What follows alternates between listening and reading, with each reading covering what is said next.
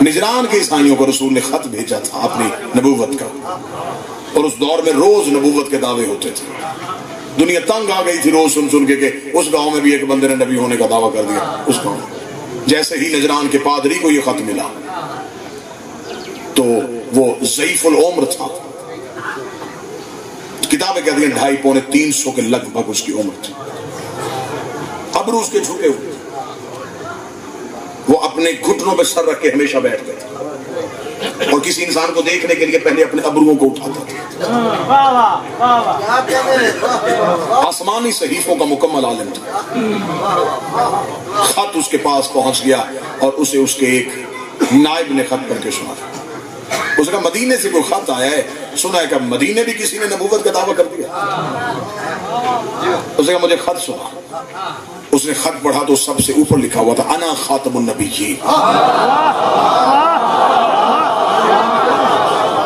اس نے کہا رک ایڈریس دے کہاں سے آیا. اس نے کہا مدینہ. اس نے کہا ہمیں وہاں جانا ہے.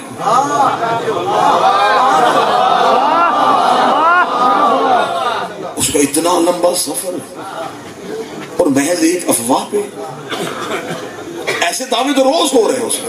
اس دعوے میں اس دعوے میں فرق سننا. انہوں نے کہا کیا فرق ہے؟ اس کا اس نے لکھا ہے انا خاتم النبیین. پہلے ہر کوئی کہتا تھا میں نبی ہوں، یہ پہلی بار ہے اس نے کہا میں آخری نبی ہوں. اس سے پہلے یہ دعویٰ نہیں آیا. اس سے پہلے ہر ایک نے دعویٰ کیا میں بھی نبی ہوں، میں بھی نہیں. یہ دعویٰ بہت اٹل ہے اور میں نے آسمانی صحیفوں میں پڑھا ہے. اس کا نام کیا ہے؟ اس نے فوراً تحریر کے آخر میں لکھا. اس نے کہا احمد. اب قرآن کہتا ہے مبشر رسول یاتی من بعد اسمہ احمد. عیسیٰ نے اپنی قوم کو کہا بشارت ہے میرے بعد ایک آئے گا جس کا نام احمد ہے. اور میرے امام سے سوال ہوا تھا. اس نے کہا مولا عیسیٰ اور ہمارے نبی کے درمیان کتنے سال کا فاصلہ ہے؟ فرمایا کم و بیش 450 سال کا. اس کا اتنی عرصے میں جو لوگ مرے وہ کس مذہب میں مرے؟ آخری نبی عیسیٰ تھا، حجت وہ چلی گئی، اگلا نبی آیا کوئی نہیں. یہ درمیان کے عرصے میں جو لوگ مرتے رہے یہ جنت میں جائیں گے یا جہنم میں جائیں گے؟ امام نے کہا عیسیٰ جاتے ہوئے کہہ کے گئے تھے کہ میرے بعد ایک احمد آنے والا ہے، جو احمد کے انتظار میں مرے وہ جنت میں جائیں گے. انتظار میں مرنا بھی جنت ہے. کسی محمد کا انتظار بھی جنت میں لے کے جاتا. کسی محمد کا انتظار بھی تمہیں جنت میں لے جاتا. بات بڑھائی جائے سر. اب کیا کیجئے کہ گھڑی کی سوئیاں جو ہیں وہ تنابے ہوتی ہیں خطیب اور ذاکر کی. شاہ جی سے میں نے گزارش تو کی ہے کہ اگر اگلے سال مولا نے ڈیوٹی دی تو وقت اتنا ہو کہ کم از کم 1.5 گھنٹے میں جو ماحصل ہے وہ آپ تک پہنچایا جا سکے. اب فوراً اس نے کہا کہ سواری کو تیار کرو. سواری کو تیار کیا گیا تو عاقب کو ساتھ لیا. 2 اس کے جانشین تھے اور ایک امیری میں مشہور تھا اور ایک علم میں مشہور تھا. اسے دونوں کو ساتھ لیا. 70 پادری ساتھ لیا. اس کو اونٹ پہ بٹھایا گیا اور اونٹ کو لے کر چلنا شروع کیا. آدھے رستے میں بیٹے نے کہا کہ آپ واپس چلے جائیں، ہم جو بھی خبر ہوگی وہ آپ کو آ کے پہنچائیں گے کہ اس نے ہم سے کیا کہا ہے. اتنا کہنا تھا یہاں عبد المسیح نے اپنے ابروؤں کو اٹھا کے بیٹے کی طرف دیکھا. اس نے کہا تو کیا چاہتا ہے کہ میں دوزخ میں چلا جاؤں؟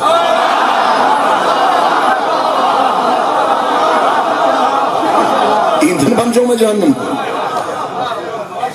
اگر تمہارے آنے تک میں زندہ نہ رہا تو میں اس کی زیارت سے محروم ہو جاؤں. انتہائی اہل علم تھا. بڑی غلط تفسیر پڑھی گئی مبالغہ کی. کوئی اہم عیسائی اٹھ کے آ گئے تھے، آئے ہیں، اور وہ جب وہ مدینے کے بعد تو اس نے مدینے کے باہر ان کو روک لیا. انہوں نے روک کے کہا، اس نے کہا پہلی نشانی سے پتہ کریں گے کہ یہ وہی ہے. لباس تبدیل کرو، زر بھر قیمتی لباس پہنو، گلے میں سونے کی زنجیریں ڈالو. انہوں نے کہا ہم اپنی عمارت تو نہیں دکھانے آئے، ہم تو پتہ کرنے آئے گئے کہ یہ نبی ہے یا نہیں ہے. اس کا اسی نشانی سے پتہ چل جائے گا. اگر دولت سے محبت کرتا ہے تو نبی نہیں ہے.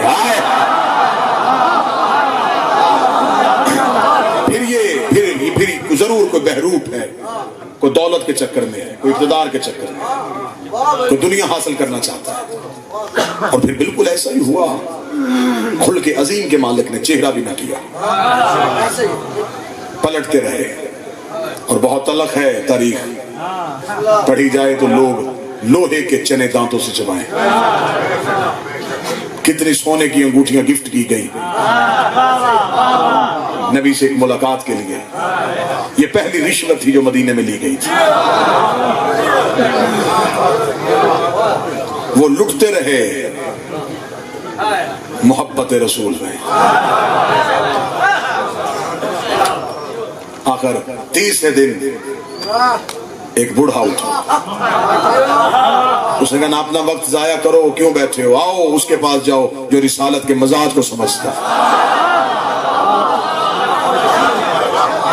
لباس تبدیل کروائے علی نے, فرمایا سادگی میں آؤ, ہمارا پیغمبر سادگی پسند. سادگی میں سادہ لباس پہن کے مسجد میں پہنچے. جو چہرہ نہیں کرتا تھا وہ دروازے پہ استقبال کے لیے آ گیا.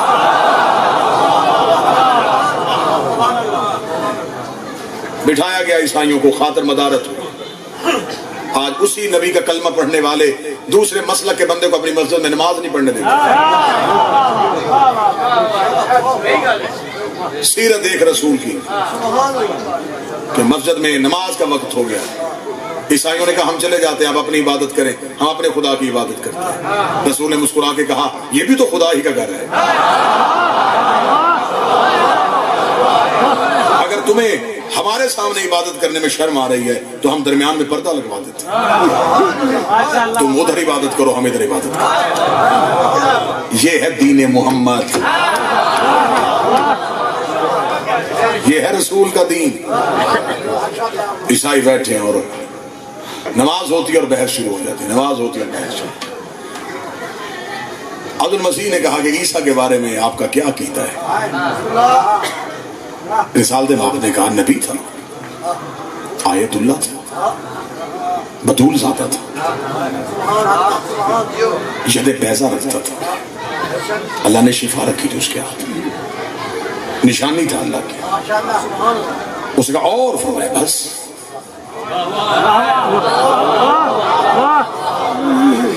اس کا مریم کے بارے میں تمہارا کیا عقیدہ ہے؟ فرمایا وقت کی بطول تھی, عزت ماد مستور تھی, بہت بڑے رتبے میں فائز تھی.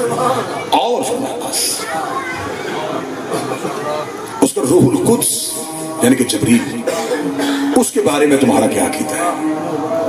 امین وحی ہے, آسمانی صحائف زمین پہ لے کے آتا ہے اور ہمارے گھر کی نوکری کرتا ہے.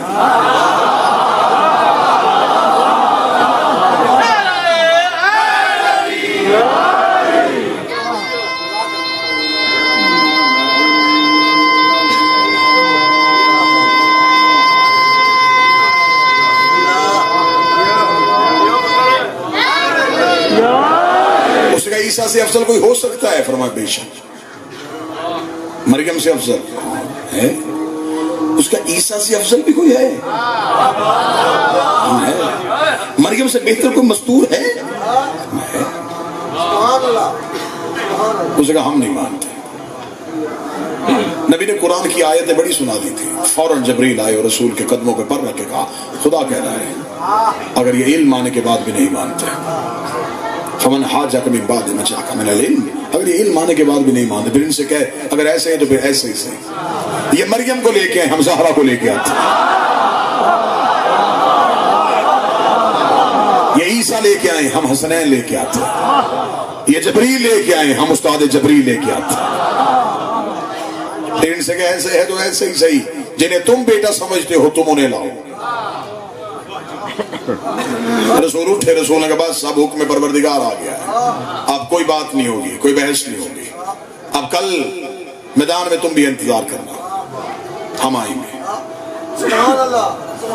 پھر ایک گھر اتنا لجپال تھا کہ رسول کو ایک ہی گھر سے سارے رشتے مل گئے. اب اگر میں حقیقی مباہلہ پڑھوں تو ایک لمحے کے لیے اپنے عقیدوں کو سیسا پلائی دیوار سمجھیے گا، ایک لمحے کے لیے ذہن سے یہ خلش دور کر دیجیے گا یہ کہاں سے پڑھا گیا۔ کتاب سوا سطر علم الکلام کی، ان میں خطابت کی جتنی شرطیں ہوتی ہیں وہ میں اپنے کاندھوں پہ لے رہا ہوں، ضمانت لے رہا ہوں۔ عیسائی انتظار کر رہے تھے، عیسائیوں نے عبد المسیح سے کہا کیا کرے گا؟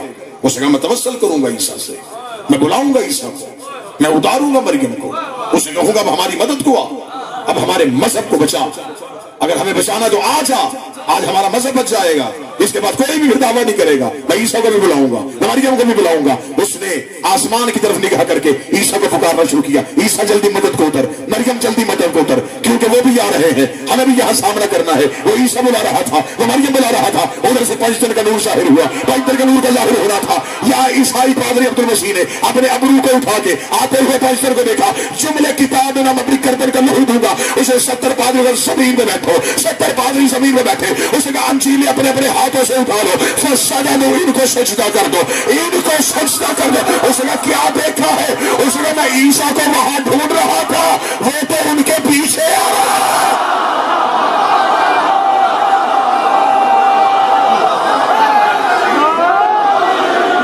میں مریم کو وہاں ڈھونڈ رہا تھا،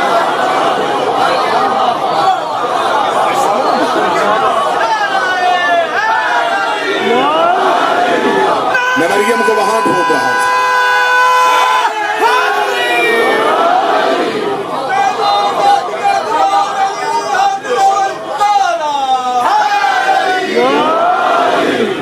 اب تعریف اس اللہ کی جس کا بیٹا کوئی نہیں۔